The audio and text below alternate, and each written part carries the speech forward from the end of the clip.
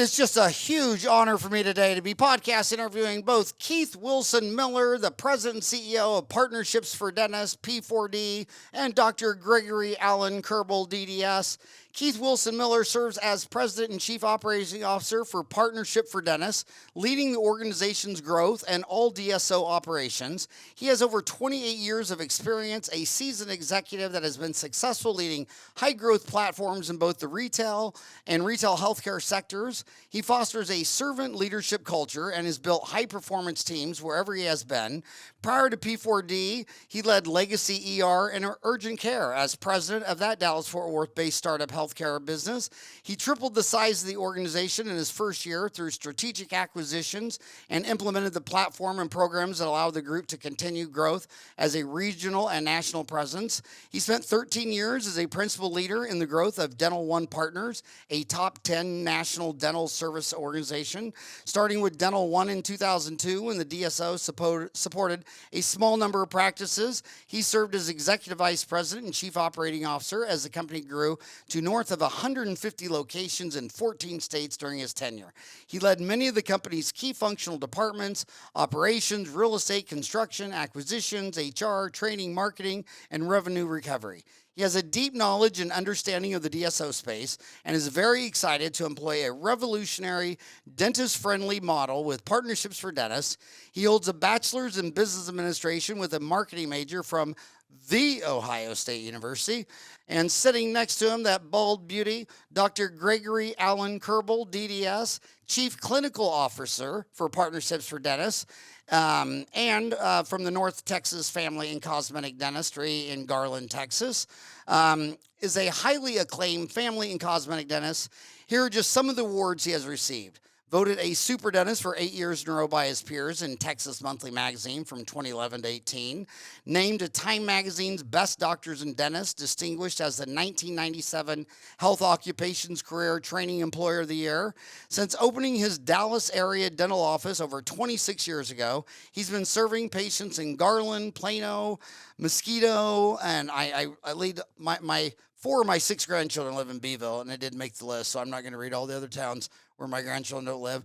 Dr. Kerbel received his Bachelor of Science from Baylor University in Waco in '88, then his Doctorate of Dental Surgery in '91 from Baylor. Since '98, he has mentioned senior dental students as a part of the preceptor program at his alma mater and as an adjunct clinical professor. While completing his Doctorate of Dental Surgery, he received the Outstanding Senior Dental Student Award and the Academy of General Dentistry Senior Student Award. Gentlemen, thank you so much for coming on the show today. How are you guys doing? Fantastic. Thanks for having us. Oh, my Absolutely. God. Our privilege. The honor's all mine. Now, Greg, we've met before. We did back in 1991. I think you graduated in 87 or so. I had 91. I decided to hang a shingle out. Knew little to nothing about the business of dentistry. I saw a course that was being done by a guy by the name of Howard Ferran, and he was doing the business of dentistry. And I said, well, he's got to know more than I do. He's 4 or 5 years ahead of me. So went to this lecture with a guy with a lot of hair who was really excited about dentistry and was, I think the only thing that contained you was the mic you were wearing around your neck. And it was amazing. It was a really, really smart, practical way of looking at dentistry from a business standpoint, which is where I'd come from. And so I didn't know anything about medicine. I knew about business, but I didn't know the business of dentistry.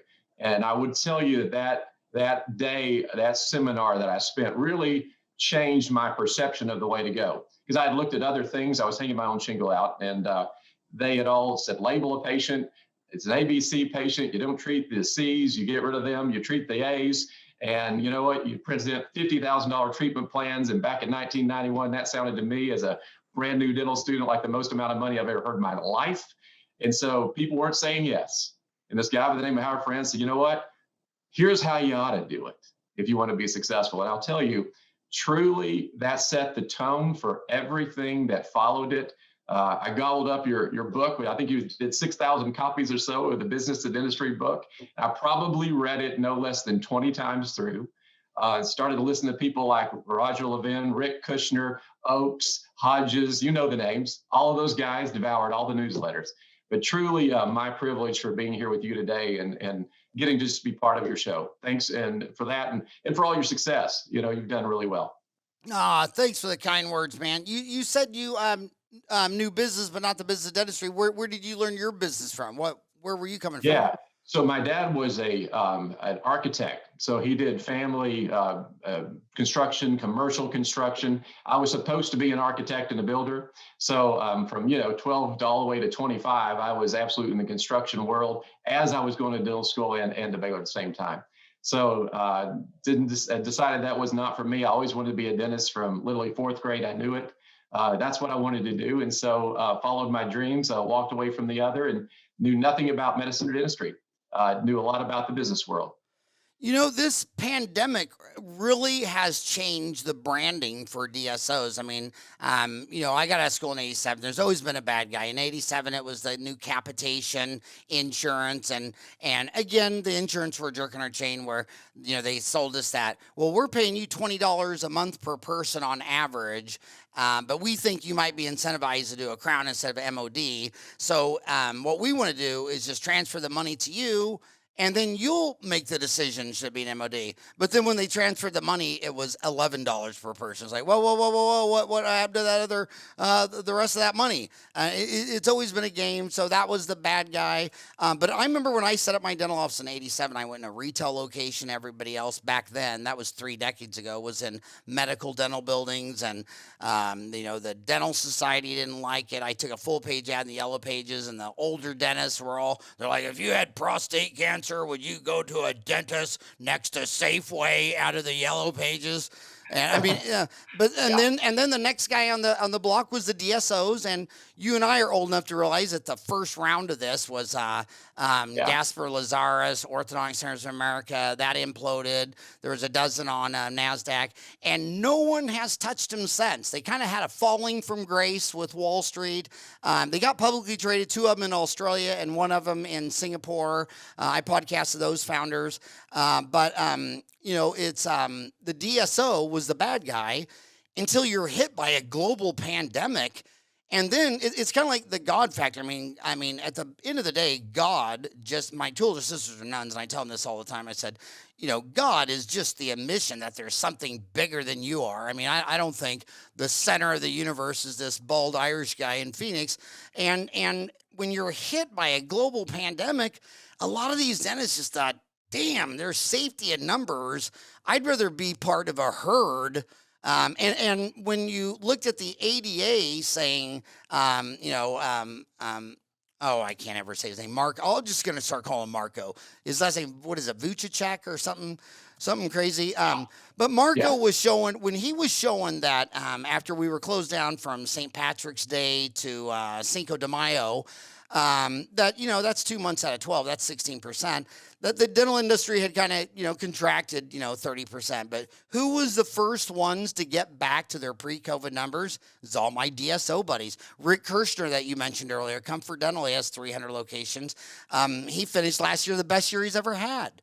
And some individual operators can do that, but I really think the DSO brand is changed. And I predicted it was going to be different just from a demographic shift. When you go from a dental profession that's all male bald guys to now half the class is women and has hair, a change in demographics always has some change.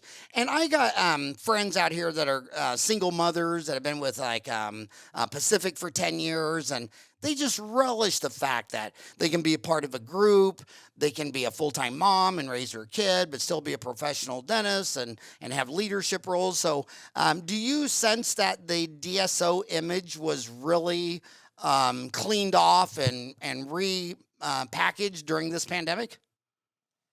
Well, I think I think that had a lot to do with it. I know, I heard universally from our partners, thank goodness we are with you when this all happened. And, the amount of work that it took to find PPE, and, Dr. Kerbel was a huge part of helping source PPE from all over in the United States to, make sure we had N95 masks, to the gowns, to the shields and everything. But then you get into the loans that you had to get, and then how do you work with all the vendors that want all their money, but you don't have any money coming in. So I think it first starts with, what do the people think that are with you? And I know that all of our partners really felt thankful that they had a partner when they went through this. But as an industry, I think it made everyone kind of that wasn't in the industry step back and say, okay, if this can happen, should I be looking at different alternatives going forward? Is it time to partner with somebody? Is it time to think about something different? Because a lot of doctors think about these things throughout their course of what they're doing, but they just, they're running their business, they're living life, and they never really put a time to be able to get down and actually figure out, should I have a different course here? And we saw, just a tremendous amount of older doctors decide this, hey, I don't want to deal with this. I'm out.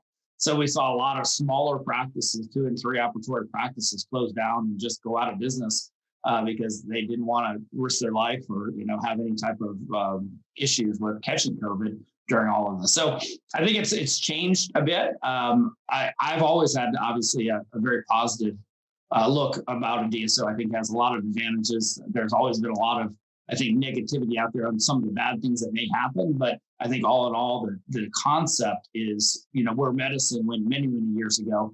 And I think dentistry is just starting now to catch up with it. I think it's obvious when you look at business for the last 200 years, from since they wrote Adam Smith's The Wealth of Nations to the last 2 centuries, that business models just slowly evolve. I mean, retail's been evolving for a solid 200 years, just from New York City to today. I don't think the final business model obviously is developed for dentistry, but I do look at law firms and consulting groups that started this journey several decades before dentists did, and I think they have some really unique business models. And it sounds like you're doing the same thing, that you started with business model for a DSO with the Dental One partners and the emergency room set up, and now onto partnerships for dentists. Do you think this evolution is going to be significant? Yeah, I really do. And it's, I think there's around 1,400 DSOs today. So it's a space where, there's a lot of people getting into it for various reasons. But, when I was with Dental One all those years, it was like a petri dish, because, when I started in 2002, the industry was very raw and everyone was learning and everyone was small at that time and trying to grow really fast. But we got a chance to learn a lot. We got a chance to learn a lot, what works, what doesn't work, what is positive with our clinician partners and what wasn't. There's different models that people employ with, high hands-on DSOs to very low hands-on DSOs to partnerships to employee models to hybrid to that. So there's a lot that, that at least me personally got to figure out throughout all those years. So we're doing acquisitions versus de novos. And so, when we started Partnership for Dentists and I partnered up with Dr. Kerbel, that we really wanted to make this, something that was unique and that we could have something that stood out amongst all the DSOs. And, even though we're not the Heartlands of the world or the Aspens, that we thought that we could brand our own little niche in this thing just by being different on the things that we think that matter the most to clinicians. And that is number one, being partnerships and having a really fruitful partnership. We don't do things. We don't come in and slap down a manual. We don't change the name of the practice. We don't do anything like that. That we work with our partners on, what can we help you with? And, it's these businesses, it's all about, in order to get loans and continue to grow and do all those things, it's important that you have what I would call is, a good value proposition. So if you join with a DSO, how are they going to help make the business more valuable? And, I think that we've really done a great job on the 3 key expense areas in any business or any dental business is the labor, lab, and supplies. And so we've just had fantastic partnerships in both the supplies and lab areas where we typically save a dentist 40 to 50%. And we really focus on the high quality. So we're using high quality supplies and high quality lab suppliers. So, the day one that someone joins our network, that they're seeing an increase in their earnings right away. And we do a little scorecard for ourselves to say, how did we do for each affiliation? And on average, we've increased the earnings or the EBITDA for our partners by 48% in the first year. And we increased revenue by 8%. So those are things that I think, we're really proud of. We spent a lot of, resources and energy on operations, on having great operational people to help these partners be able to achieve what they want to achieve in their practice. And I think that's the evolution of not being a DSO that you got to do it all my way, the highway, which I think is the way it had started, to being more like, how can we help? And that's where we're focused on is, we're looking to partner with great dentists that already have great practices. And we want to say, how can we help you take it to the next level and help, achieve financial successes that you had hoped for in the past? Well, Greg, I got a follow-up question for you. You asked me in an email on Saturday, April 10th, 2004 at 1:31 p.m. about SoftDent practice management software. You and I are so old that we used to use SoftDent. But what practice management software? Are you able to do this with a off-the-store shelf software like Dentrix or EagleSoft or Open Dental, or do you have something proprietary, or do you add layers? How do you do it from a practice management software? Yeah, it's a great question, because one of the things that, as you and I know, is core or vital to our operations is what we're using for our practice management system. So when we come in, we like to truly stay invisible to the patient's eyes. So when we come in as partnerships for dentists, we team up. We want to become another team member. So we don't want to throw out what they have, as long as we can work with it and it's up to date to get them what they need. So our big three vendors unquestionably are Open Dental. We love Open, and the reason we love Open is really simple, is that it's open. So I don't have any limitations on what technology I can put with it. It's very seamless in its integration, and it's very easy for our operators and our practices to know. So if they already have that, we're good. Eagle, we're great, and Dentrix, we're great.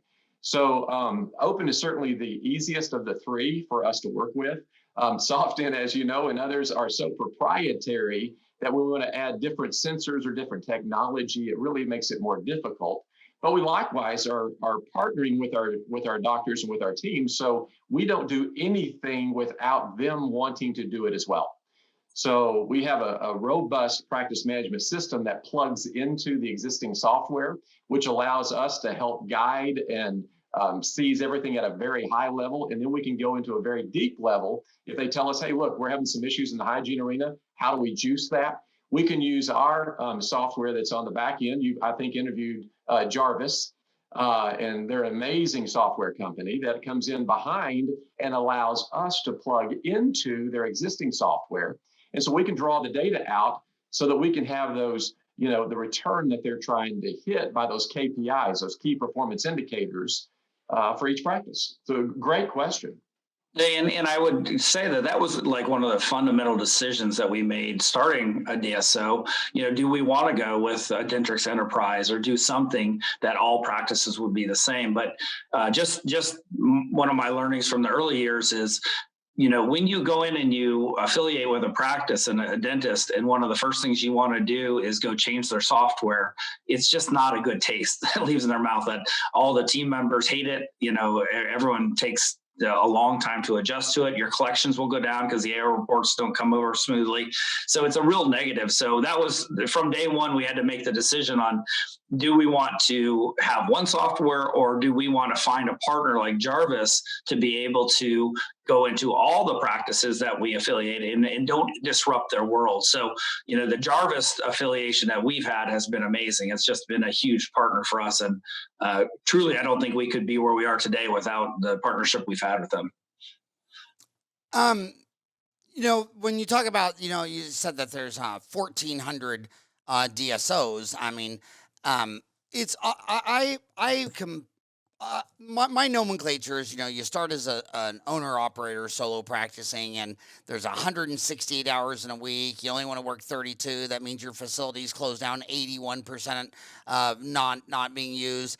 So you got an associate. So now you're a group practice, and then it's just group practice to more than one location. And where you want to draw the line and say it's no longer a group practice with 3 locations and it's a DSO. I don't really know the nomenclature on that 1,400 DSOs, but it's kind of the same journey. But what I have noticed is that the first layer of management, when you go to any town of 250,000, and some dentist is on the south side, and he says, you know what, Facebook and Google just drained all the ad dollars out of radio and television and billboards, and it all went digital. And companies, I mean, you can buy a 30-minute infomercial spot on a television station for $100. I mean, it's just amazing. So they go from one office that will say, well, let's go north, south, east, west. And then we can have one layer of management. We'll have someone, a president like Keith, we'll have HR, accounting, marketing, and my God, they just crush it. I mean, they crush it. What I still don't understand, and why I might think that maybe the reason they're not publicly traded yet Snapchat is, go figure that, is that second layer of management from another state who buys that layer, and then they need to take, 14, 15, 16, 17% for their layer. And it's like you were talking about getting lab labor supplies. Hell, my lab and supplies isn't even 17%. So if I join one of these other DSOs that had to fund another headquarter layer, I mean, if I got down to free lab and supplies, it wouldn't even make sense. So that first layer, I think if DSOs can stay mean and lean and flat on layers, they can really add value.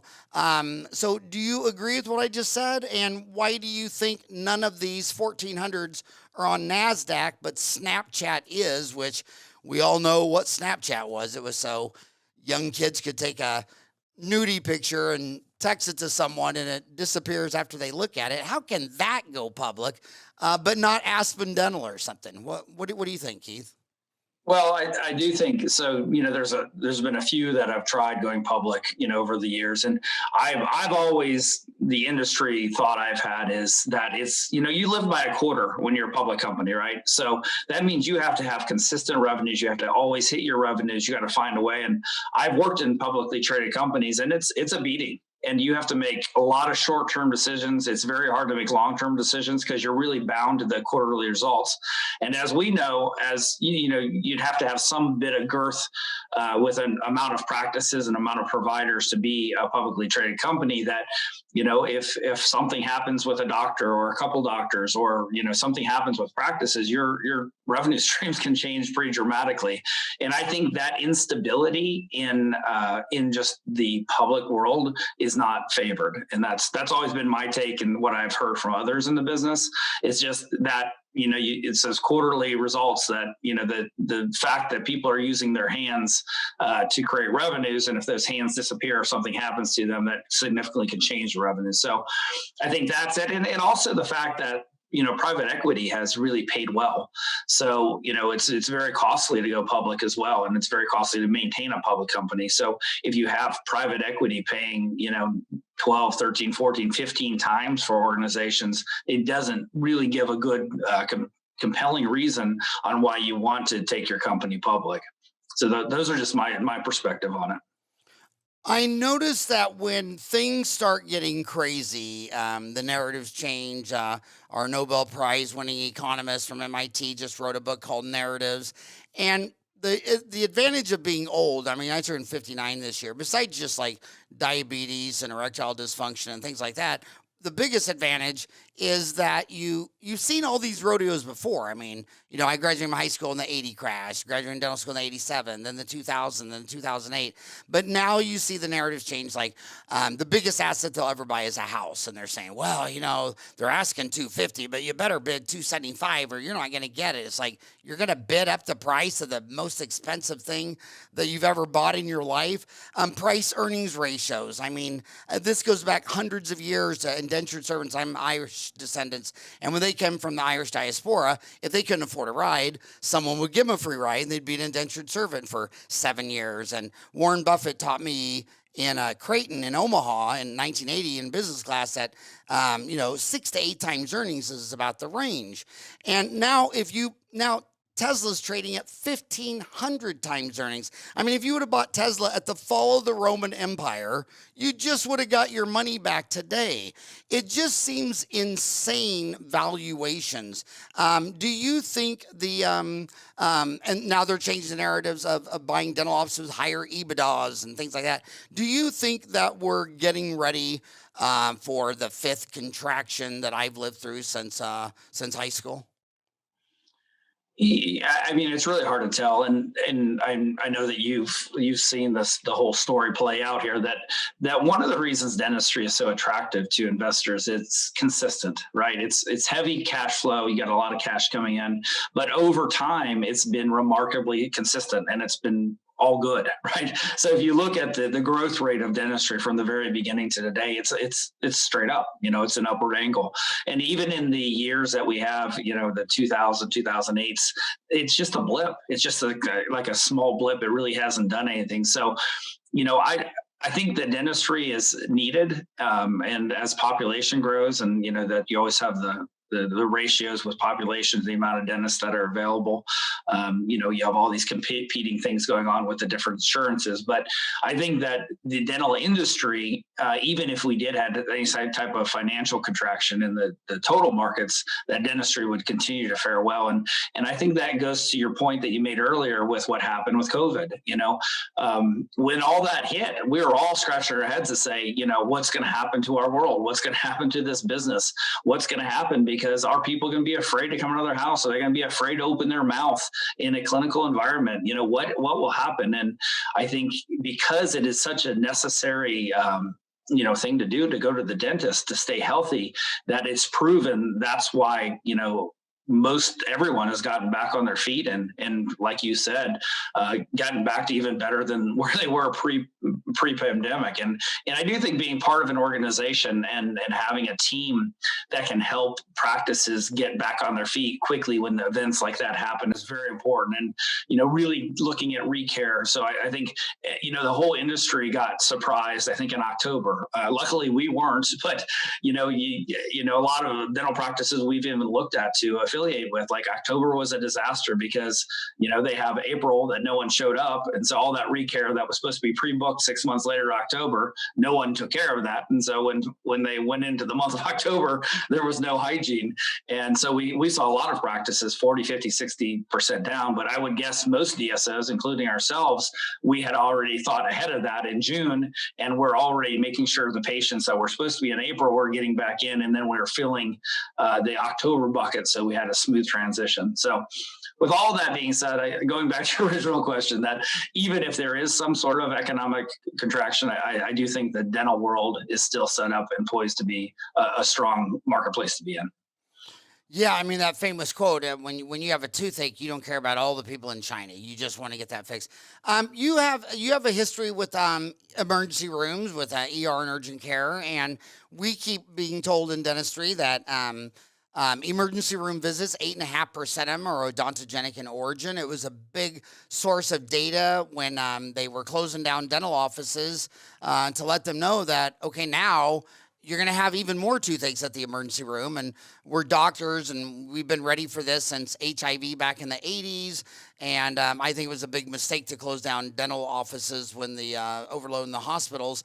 But what I don't understand, if I was going to be a DSO, I mean, I think I would be at every, how many odontogenic origin toothaches do you have every day in your hospital? And why do you think that 8.5% of emergency room visits in Arizona are odontogenic in origin?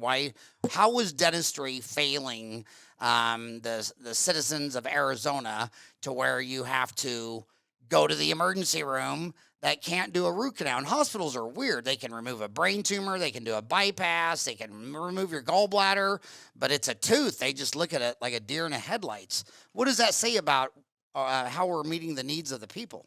Well, I'll give my 2 cents and I'll let Dr. Kerbel give his. But my whole thing is it's mostly convenience, right? So still dentistry hasn't hit the map of being open convenient hours for patients. So a lot of these emergencies happen after hours, happen on the weekends when dentists aren't open. So they typically call their dentist, they get a voicemail or whatever, and then they head to the emergency room. It's either that, or the second thing is it's just a level of the population that never goes to the dentist. So they don't even know any better that if they're in pain, they head to where they always go, which is the emergency room. So those are the two thoughts that I have on that. And Dr. Kerbel, you can share what your thoughts are. Yeah, Dr. Fran, I really believe that one of your opening statements was right in that we spend too much of our time with our offices and our facilities sitting absolutely empty while the general public is screaming, hey, we would like to get in. And yet we don't provide hours that were even convenient. Back in the original days, you couldn't get to a bank when you wanted to get to a bank. They were closed, it seemed like, all the time. And then all of a sudden, all the banks started contracting, and banks that were wise started opening up and lengthening their hours, and suddenly saw an increase in profits. Well, it's because you finally started taking care of the patron. Well, we need to start taking care of the patients. And so by doing that, we lengthen our hours. We offer more convenient times. We offer times through lunch. We have evening hours, early morning hours. I know that in my private practice, what I found is you couldn't get a 7 o'clock appointment to save your life. So we had to go to 6:45. And, we kept earlier and earlier because the need was there. The demand was there for later hours. So I believe as healthcare practitioners, the more we serve the needs of the patient, the more the patient is going to get their needs served, and we're going to be more available, and we are going to be busier. We'll just become the one that everybody knows to go to in town rather than the one that's closed. And and just to go back to the company that I was working with back then, that their model was so unique because it was urgent care and ER on one building.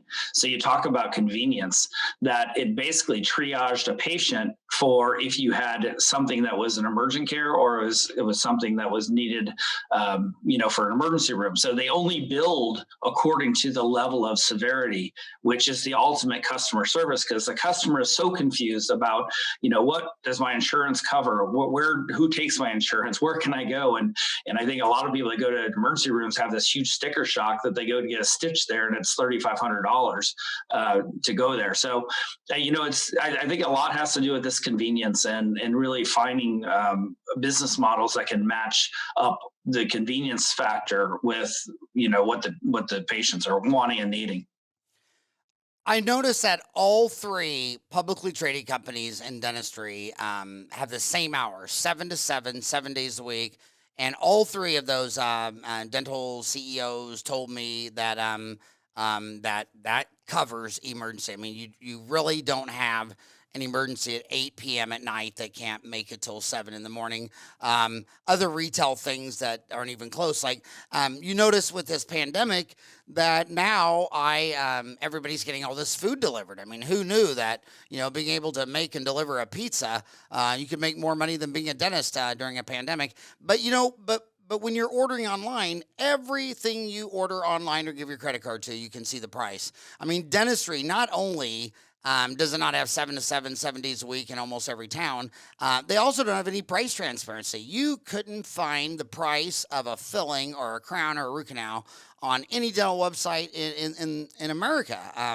So they just don't follow any retail stuff. Why do you think price transparency has not come to dentistry yet? I think it all has to do with the insurance companies. I mean, I can tell you as a purchaser of dental practices, when you get into the software and you see the amount of mistakes that are made, with transactions, like the dentists themselves and their staffs don't completely understand how to work with the insurance company. So when the business itself can't completely figure out what the right pricing is, and hey, I'm going to put in for these 3 procedures, and it might get that 3 of them might get downgraded and 3 of them might not. You just don't know. It's hard to quote a price when you're at the you're at the behest of these insurance companies. So that's why I think that it doesn't work. Now, it could work, I guess, if you were fee for service and you were just having your own fees and could just say, hey, here's my fee and this is what you'll pay, and it won't go through an insurance company, and you can file separately with your insurance company. But as we know, that most all practices nowadays have some sort of component with a PPO or Medicaid. Now, do dental insurance companies work closer together with you since you represent many offices as opposed to an owner operator of one location? I mean, can you get the attention of these dental insurance CEOs to work with you, or, you know? I wish that was the case. I would say back in 2005, definitely, like we had a lot of, because there are still, like most all practices were fee for service. So as we had, our company started and it was fee for service, and we switched it in 2005 to PPO. And so there wasn't a lot of providers. So back then they would say, oh yes, if you bring 50 offices to, MetLife, then, we'll give you these fees and your zip codes. But nowadays, since it's just a proliferation, everyone's on PPOs, it's very hard to get their attention. And I would say the cases that you can make are when you're in rural areas and there aren't many providers, that you have an opportunity. But if you're in metro areas like Dallas, Fort Worth, you don't have a shot. You're just really at the, beck and call of what the shots they're calling. Yeah, it's amazing. The United States, according to Marco, ADA, Bukacek, he says this last data is 199,486 dentists. I'm seeing, I think our addresses for actual offices is 150,000. And when you figure that there's 150,000 dental offices and they're all closed 81% of the week, I mean, we shouldn't have to build a single dental office for the next 3 decades. If someone had a Uber dental app where, you're a dentist and you got a patient and you find an operatory and you go there, then that's the overbuilt, the underutilization of that facility is unbelievable. So you're saying your business model, you don't roll out de novos like McDonald's are all cookie cutters, Aspens are all cookie cutters. You're more of a roll up. So you're going out there and you're looking for dentists that raise their hand and say, I want to be a part of a group. And then you let them keep their name, location, and all that kind of stuff. Yeah, and it's so one of the things that and I'd say ours is a little different. We really look for big successful practices. So most all of our practices are north of 1.8 million, 2 doctors, and I think the big thing that we really look at is how can we help this business? How can we help this doctor increase his business? But a lot of doctors, they don't realize until it's too late, like when they've decided now I want to sell my practice, that they're on the downside of their profitability and earnings. So, it's really trying to educate doctors, hey, look to partner when you're doing the best that you've done, not when you're getting tired and you're ready to get out of dentistry because all your numbers have dropped. So we like to, catch, doctors in their prime when they're really doing a fantastic job. We pay very well for these practices, and then it's a very good partnership. And in our particular model, we do something that's a little different, or I'd say it's probably a great value proposition compared to most DSOs, is that we allow the dentist to participate on any type of recapitalization that we do. So, why is there 1,400 DSOs? Because typically you can buy a dental practice from, 4 times, 4.5, 5 times earnings.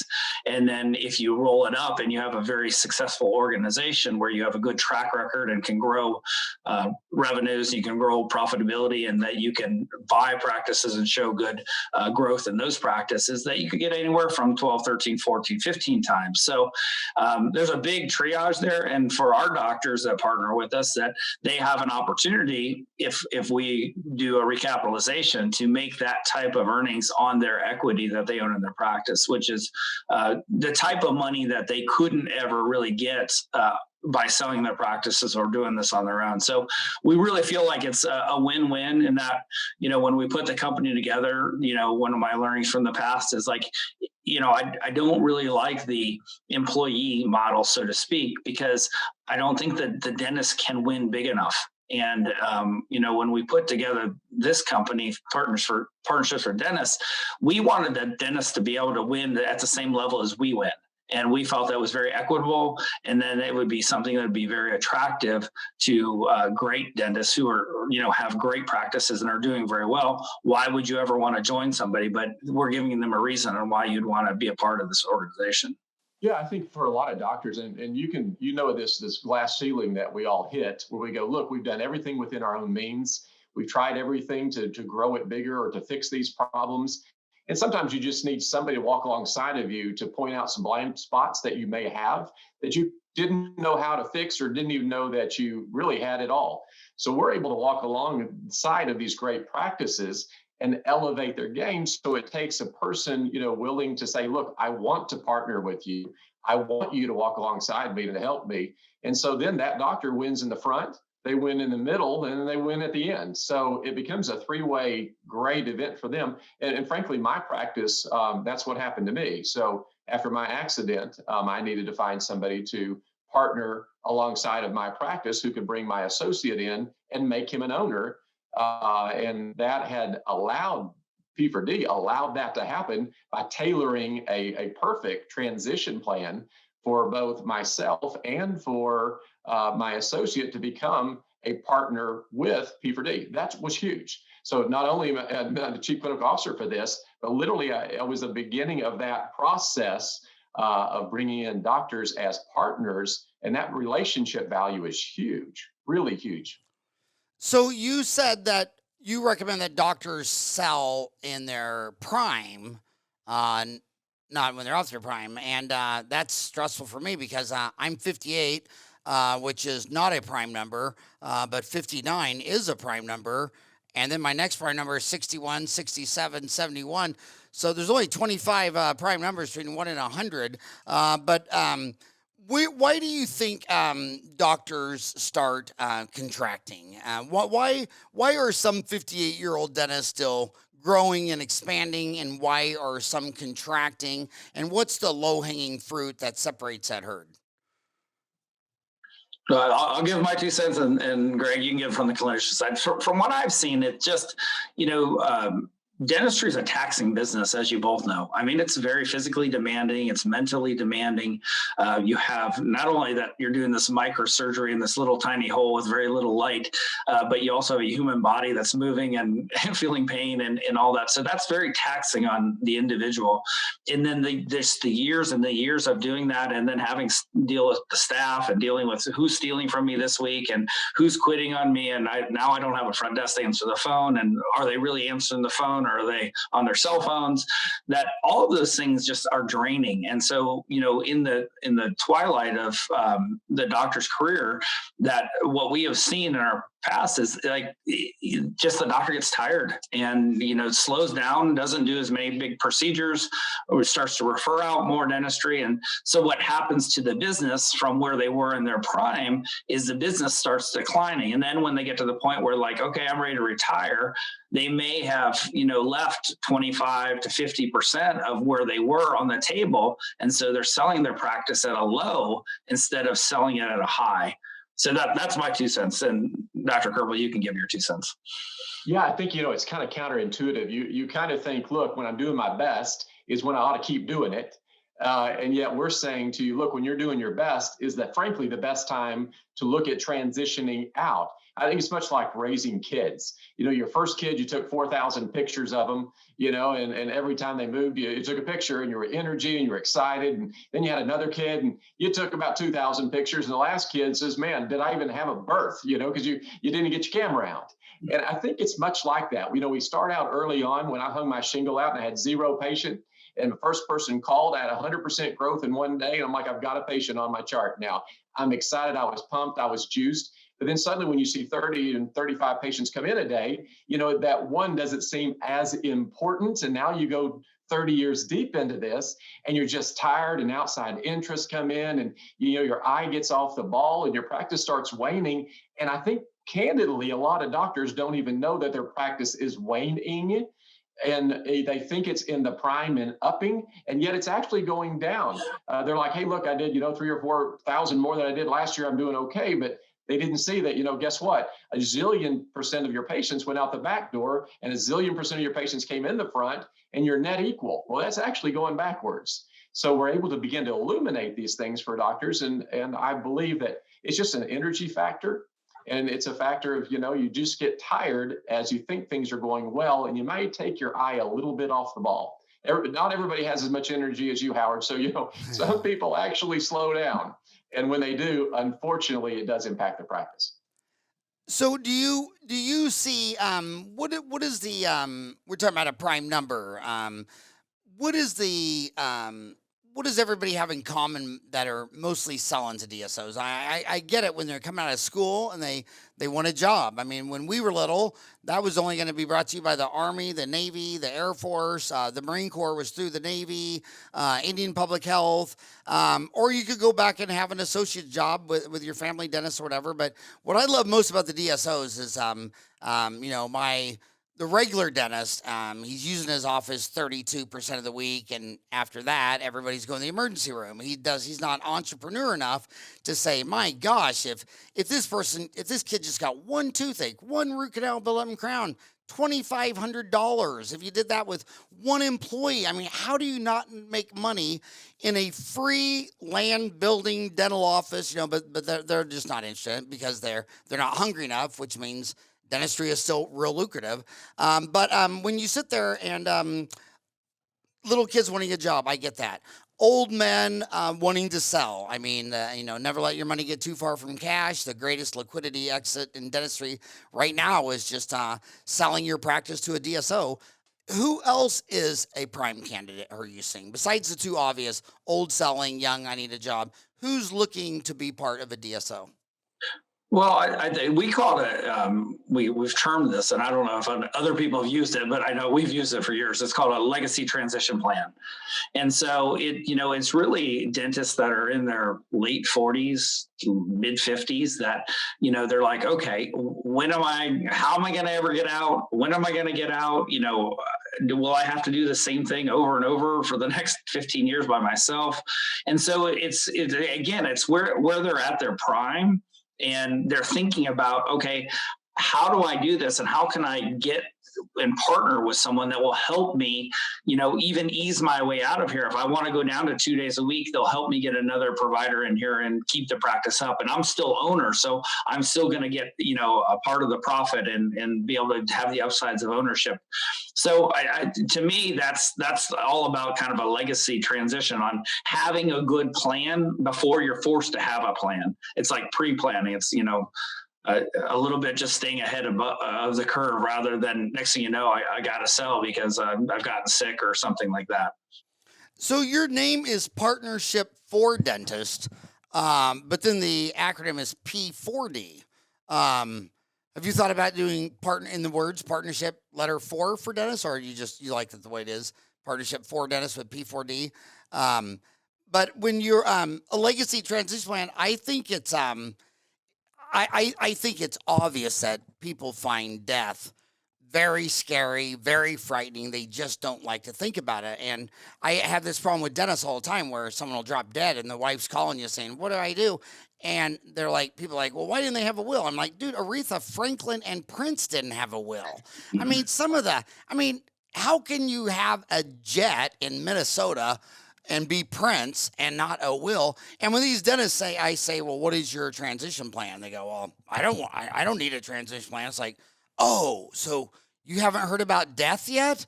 Well, here, sit down. I got to tell you something. You're not going to live forever. You have to have an exit strategy, and you have to have a transition eventually.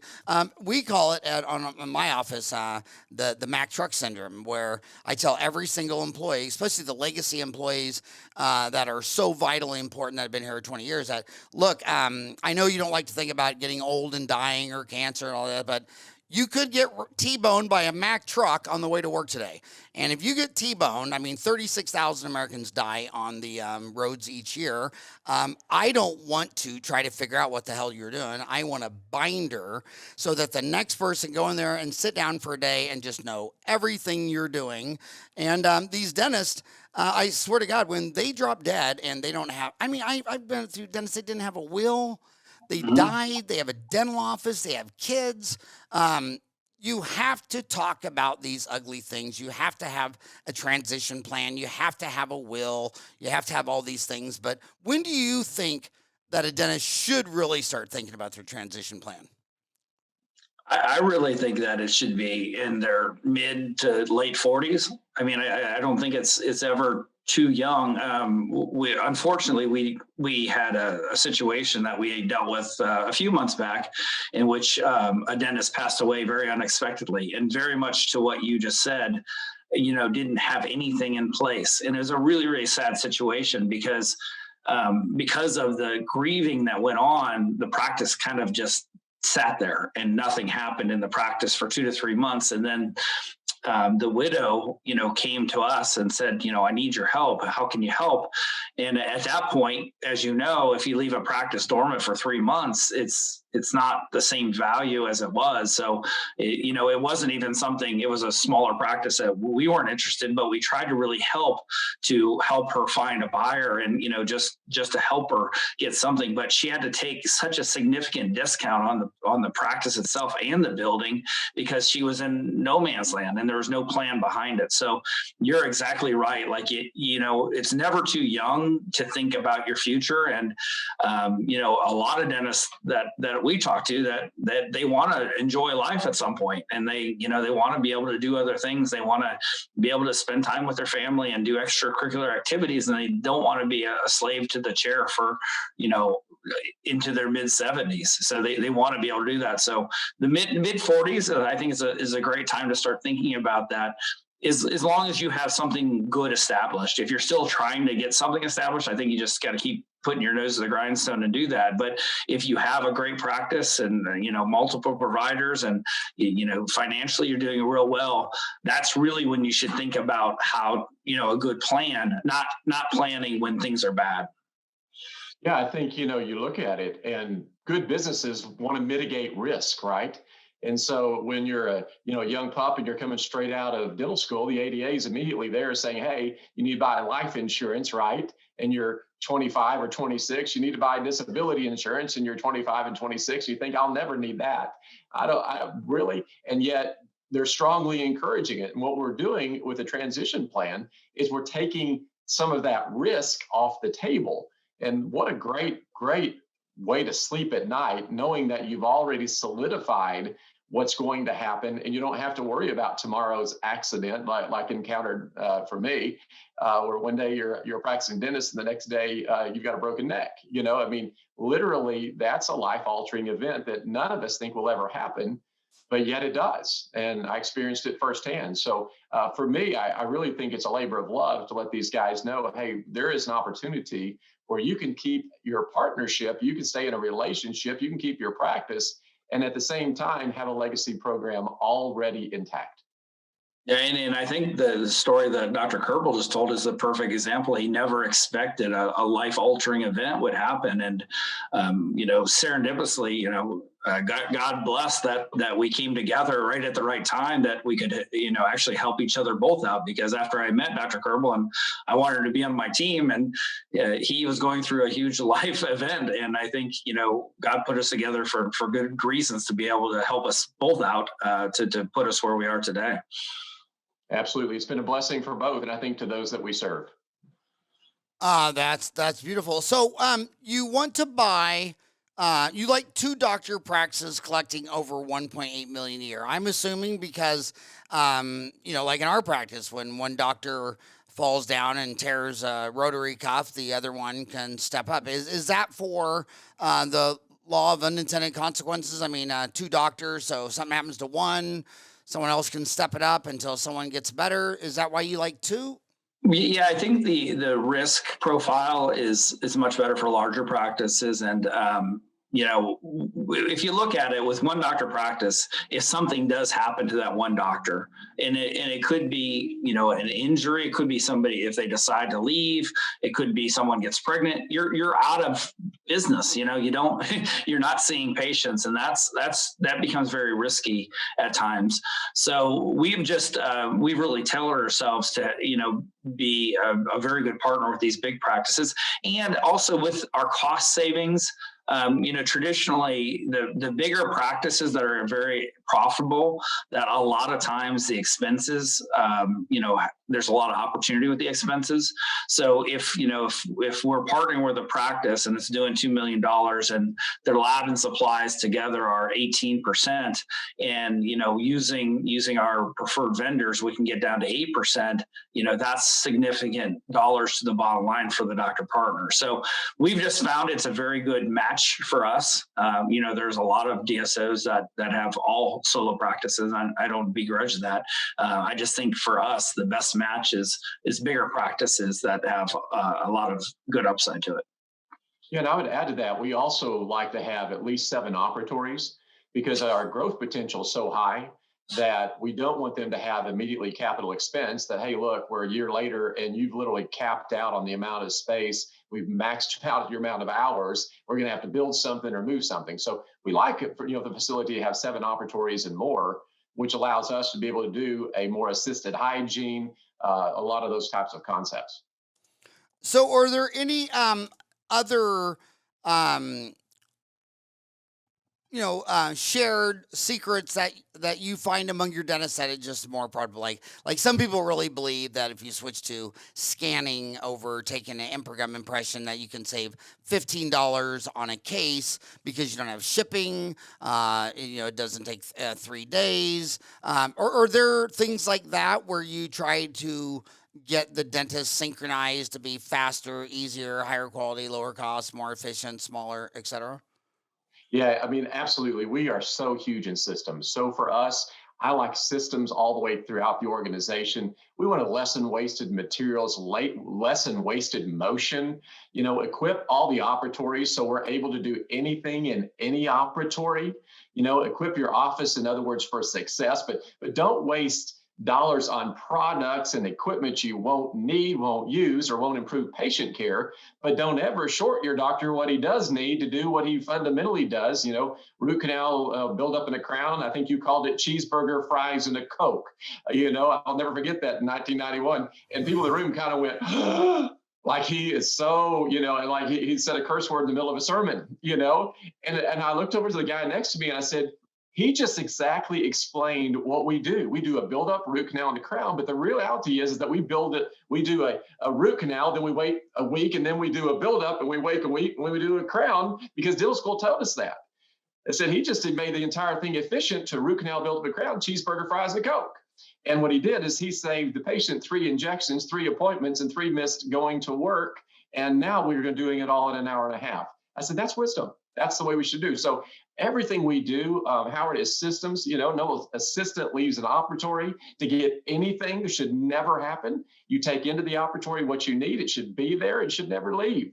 And so, unless they need to use the restroom or handle emergency call, I would expect those 2 hands are going to be there the entire time to get the processes done.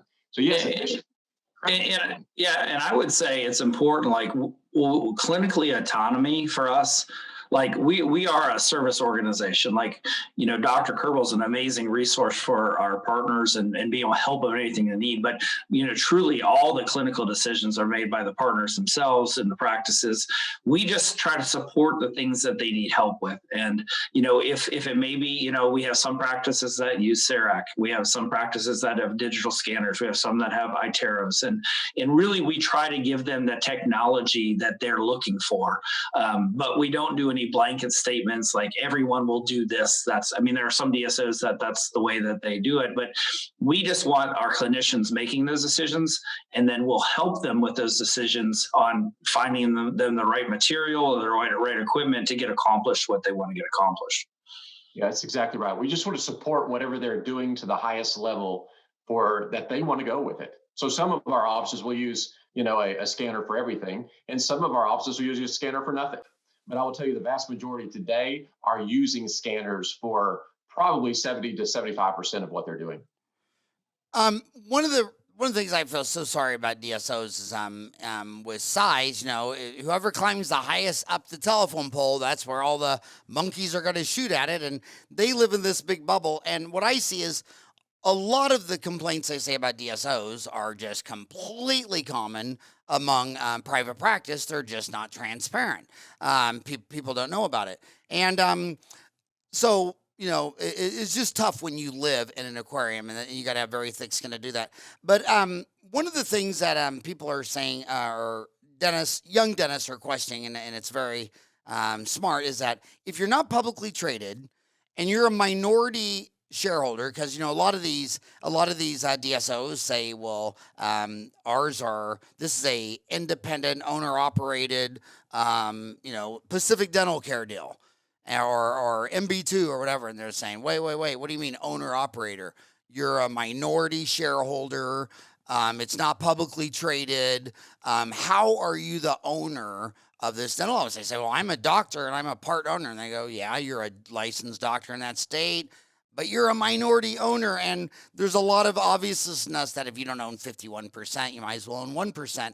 What do you think about minority partnerships in dental offices? I mean, well, I think it's, all set up, like DSOs have it set up all different. Like there's some of the partnerships are into the parent company, so they own shares in the parent. They don't actually own shares in the practice themselves.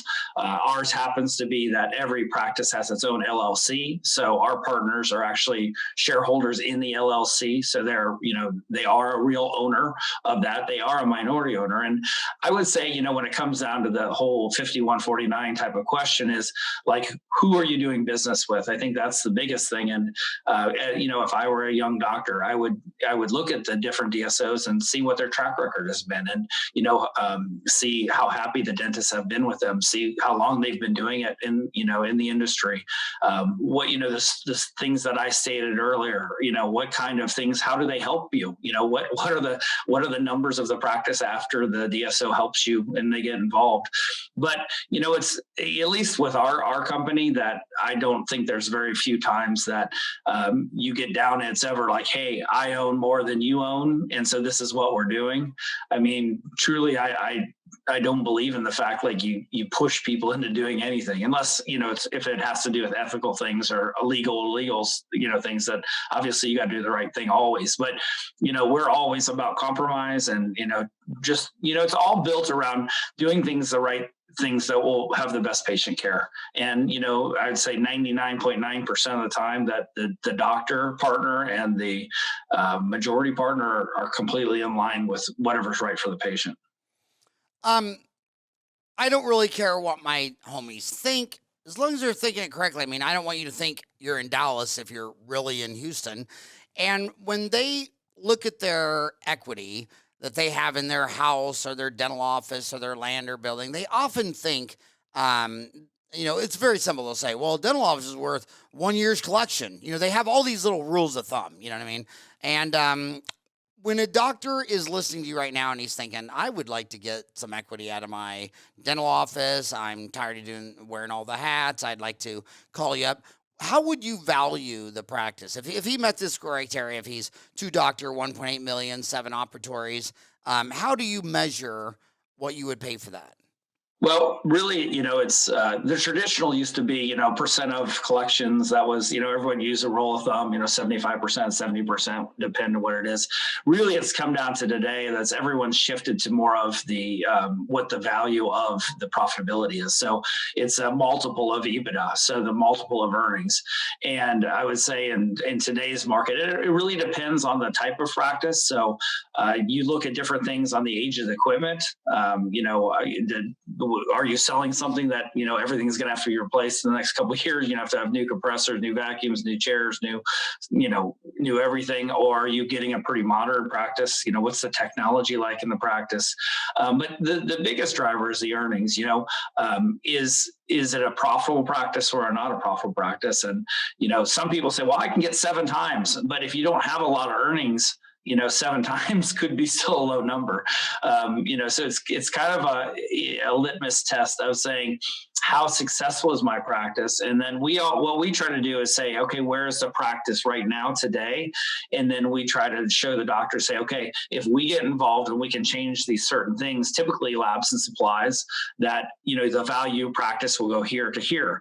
So we like to do what we call as an earnout. So if the efficiency of the earnings of the practice isn't necessarily where it could be, we like to be able to have the doctor share the upside and do an earnout with us, in which like we can help them repair some of these areas that need fixed, and then we will pay them that full value a year later after we've been involved. So I think it's a win-win at that point, that you get paid what it's worth at the time, but then you get paid additionally after you've worked closely with us to help get those values up. Especially in the area of COVID today, Howard, you can appreciate, because you've got these 2 or 3 dinger months in there. And so this allows that to be for the advantage of the doctor to be able to say, yeah, I can get this thing back on track. So we really help out in every way by making that tailored to them. So do you also buy land and building of dental offices that want to sell, or are you not into land and building and real estate and only want to own dental businesses and not real estate? Yeah, we originally kind of contemplated that, and then some of our original deals involved the real estate, but the real estate took so long to get through the process of purchasing that it really caused a lot of buyer fatigue on the dental side, because you can close, like we can close a dental practice in 2 months. After going through due diligence, we have the money, so we can close it quickly.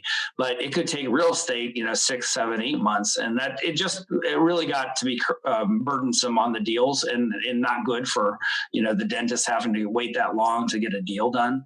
So we've opted not to do that.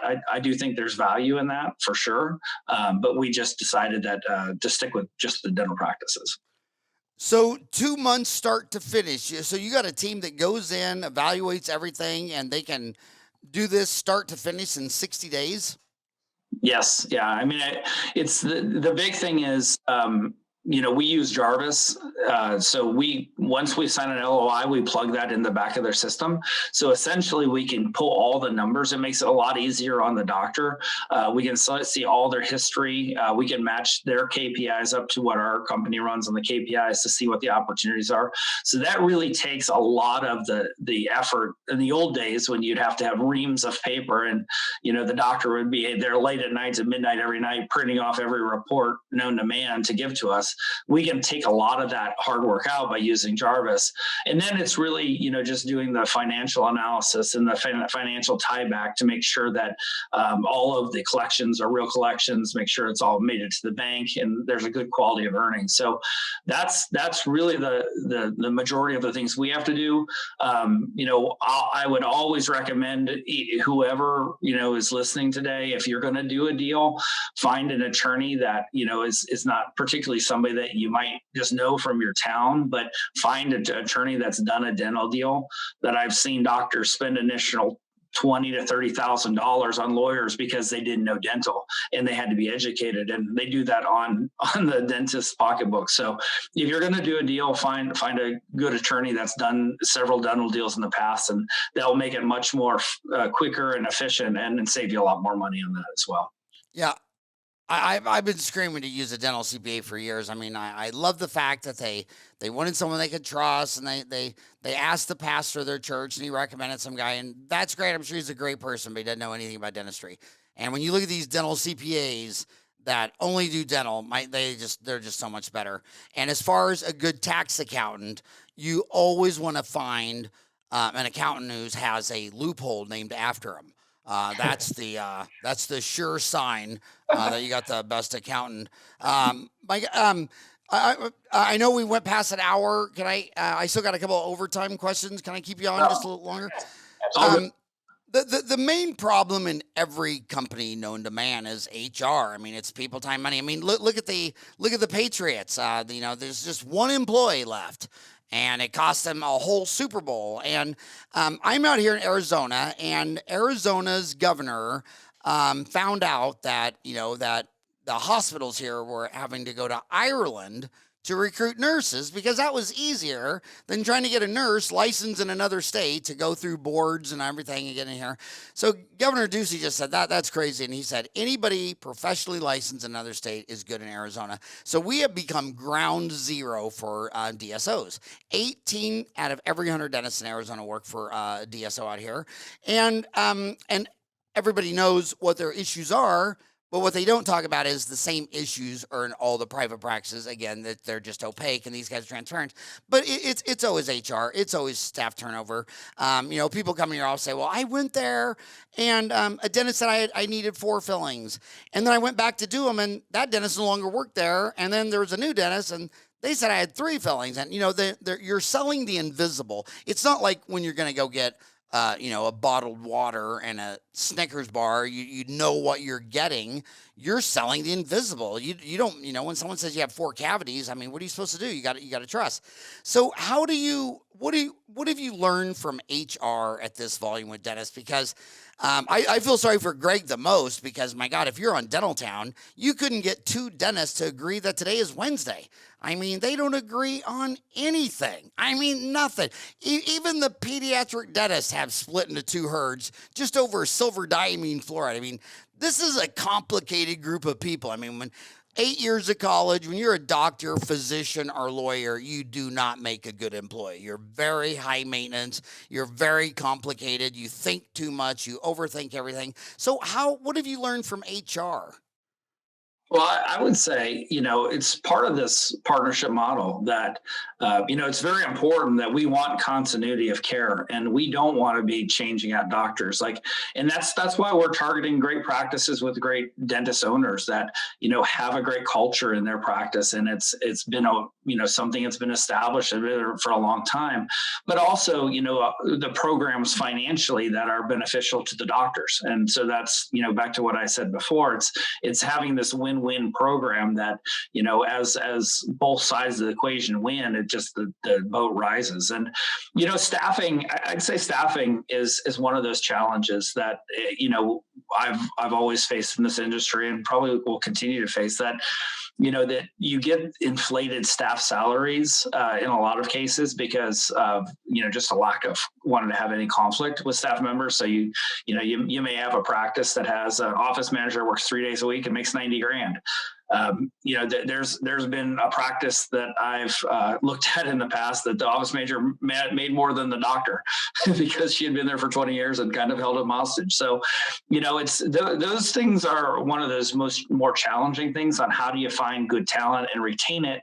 But at the same time, have it be fair for the location where it doesn't drain all the profitability out because all the staff costs have gone so high. So that's something that I think is a continual challenge for the industry itself. It's a challenge for us, but I'm always going back to, you mentioned earlier that I believe in servant leadership and really, that philosophy of treating people how you want to be treated, respect diversity, respect other people's opinions, that hopefully that people are coming to work and doing what they want to do because they love their job, they love taking care of patients, but ultimately that they love the surroundings they're in and they're happy with the team that they have.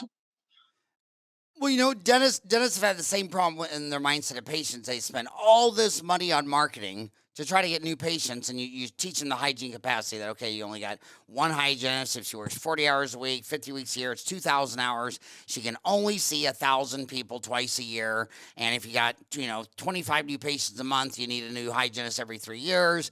And you've been here 30 years. So you should have 10 full-time hygienists, and you have 1 3 days a week. I mean, it's just a river. There's a river. There's no dam. There's no beaver. There's no one trying to slow it down. And it's the same thing I see in a lot of these big DSOs where, there's so many dental recruitment companies that have popped up all over Lincoln because they got a big high fee for landing an associate. And I'm thinking, number 1, you're going to pay a high fee to find the associate dentist. And number 2, they're going to be gone in a year. And it's not just dental office. Millennials don't sit in anywhere. They don't. Amazon, their average millennials a year. Facebook, Google, Uber, that just throws everything at him. Can't even keep him for 2 years. My mom's brother, which lives up the street, got a job at Mobil Oil at 16, retired there at 65. I mean, that was the last generation at Toyota, Honda over here. But the millennials just don't stay seat. So I'm sitting here thinking, well, why are you paying $5,000 to bag an associate dentist who's not even going to stay there for a year? Same thing with a patient. I would focus on retention. I mean, when you look at Fortune 500 companies like Chase and Southwest Airlines, they don't want a new patient. All their programs are retention. They're loyalty programs. You fly 10 times, you get another flight. It's all about retention. And dentists, I see another thing with the assistants. The assistant space is reported on our surveys as the highest turnover space in dentistry. And young dentists have told us several times that they couldn't sleep because they had this big molar root canal and they're only 1 year out of school and they didn't even do a molar root canal and they're all stressed out and they drive to work and they walk in and they find out they got a temporary assistant, somebody they couldn't pick out of a police lineup. And it's usually the last straw. They're like, you talk about servant leadership. I know a couple dentists that quit because they felt sorry for a patient and they had a toothache and they thought, well, you know what? You paid for this tooth. You're having hard times. But while it's numb, I'm just going to do the fillings on each side of it for free while it's numb. And the office manager said, like, hell you are. You're not doing free dentistry. We're billing those out and they're paying us like, dude, you just told a doctor he can't do charity dentistry on his own patient. So I'm asking you, do you really see the DSO success being with owner operators? Do you think you can do it with employee dentists? And if you're going to do it with employee dentists, what are you going to do to try to be unique and increase retention of these dentists so they stay there and brand and with the patients? Yeah, and I think that's exactly why we're partnerships for dentists. That I believe in the partnership model. I believe that having that doctor really tied into the practice, having an owner attitude. It's kind of like McDonald's. If you look at McDonald's, they've always talked about how the franchisees really always outperform the company stores. And that's because of ownership, right? That's because they cared. It wasn't just an employee taking care of it. And I believe that's the same with dentistry. And, there are a lot of folks that have models that are based on just employee doctors. And I just think that you have to do a lot more to keep those folks engaged in the business. There has to be more of a carrot. There has to be more of a long-term plan for them, or they are going to hop. And I got to imagine the way things are in our industry right now, that there are these recruiters knocking on dentist doors every day, and say, hey, here's a $30,000 sign-on bonus, right across town, right outside your restricted area. Why don't you come over here? Or they're going to pay you 30% instead of 28%. So if you are going to have a model which has an employee dentist, I do think that you have to have a long-term plan for that dentist so they can have the upside of being at that practice rather than, having alternative options thrown at them all the time and having to consider that.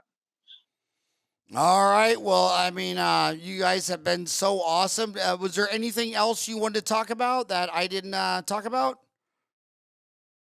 I don't think so. You really did a good job at covering a lot of subjects. And, it's just overall, our industry is, really at an exciting point. It's still a very small penetration, the DSOs to the private practice. So, this growth that we've seen over the last 15, 20 years, I think it's going to continue for another 15 or 20. And I think the DSOs themselves will have to continually refine themselves, their models, their value propositions, their offerings in order to, win. That, there's a lot of competition for what we do and the practices that we affiliate with, the doctors that we work with. So I think, every year you're seeing the DSO companies themselves get better because of that fact. All right. Well, good luck, gentlemen. And I like what you're doing for the industry, which is anything that adds competition to the industry. The history only shows two things that I don't like. Transparency versus opaque, and competition versus absolute power corrupts absolutely. When there's no transparency, there's trouble. And when there's no competition, there's trouble. And of course, dentists want to do one crown, build the insurance company, get paid $1 million, then go on a cruise for a year. That's not going to work. There needs to be competition. And I think anything that adds competition to make you work out harder to win the playoffs and go to the Super Bowl is good for the industry. And when I say industry, I mean the patient. So I don't care if you're a dentist, assistant, hygienist, HMO, supplier. I don't care who you are. You're all denominators divided by the numerator. The denominator is the patient.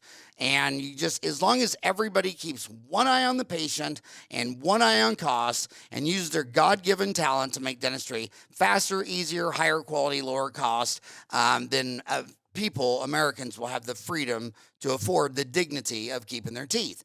And when you take your eye off cost and you're making, rich stuff for rich people, that's not what America's about. America's about making stuff that used to be only for the kings and queens available to the masses.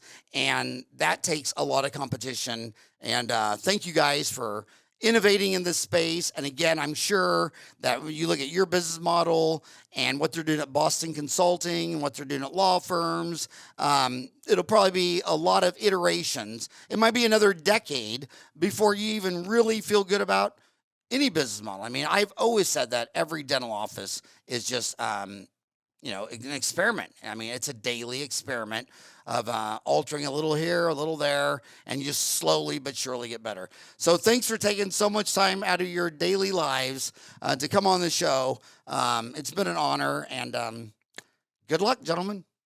Thanks, Howard. Really appreciate it. Thank you. We look forward to seeing you again.